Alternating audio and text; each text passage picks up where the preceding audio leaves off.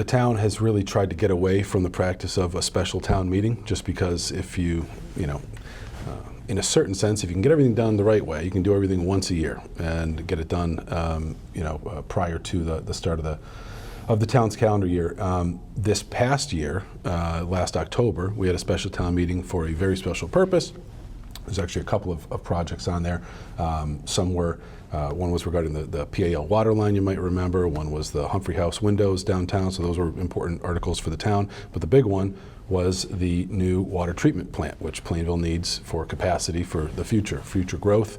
Not only that, but also to enhance the quality of the water in town so that we can meet future and current guidelines.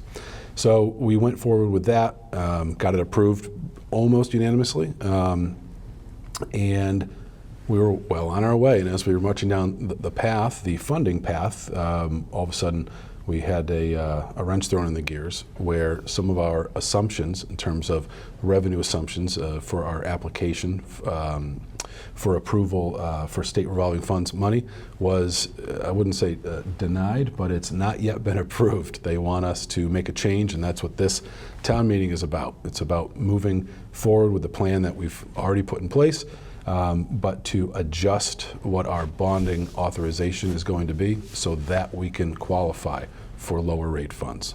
Now, Brian Noble, the state does not take into consideration future reimbursements that you know you're going to get, but... We had two pretty sure sources of revenue that we still believe we will obtain in the necessary amount of time, but the state was a little more conservative. We have a earmark from Congressman Auchincloss for $1.5 million to assist us with this project, and we of course have the PFAS settlement money coming that we estimate to be somewhere between $2 and $4 million. So we estimated that we'd use $1.5 million for the water treatment plant, which we felt sure and very comfortable using and conservatively using. But the state's response was, well, you don't really have that money in your hand, therefore you need to increase your bonding authorization to cover that. Now we feel very comfortable that we will be able to recoup this money. In fact, we've already received over $500,000 in PFAS money to date, and we have up to two years before we need to draw on this money. So I'm very sure we'll have the money in hand. But the state is belts and suspenders. We want the additional, if you will, credit line to do this project. We don't want you to have a situation where you build the project and then you're short of money at the end, right, which we wouldn't be, but... You need to show them that you can get it done no matter what, and if that cash isn't in your hand, it's not qualifying. So even though we had worked with the Clean Water Trust earlier in the year and last year, and they've reviewed it, the original plan, evidently once it got to final approval with the state revolving fund, they basically put the brakes on it and said, you can't count those sources.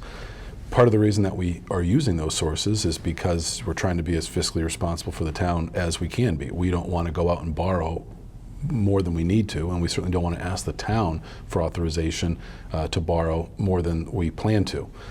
In this instance, it's I don't know if you call it red tape or another hoop to jump through or what it is, but certainly we've got somewhere between 10 and 14 million reasons why we would want to do this. So that's why we call everybody back out to revisit this topic and essentially increase our bonding authorization by $3 million to cover those two sources that don't qualify currently.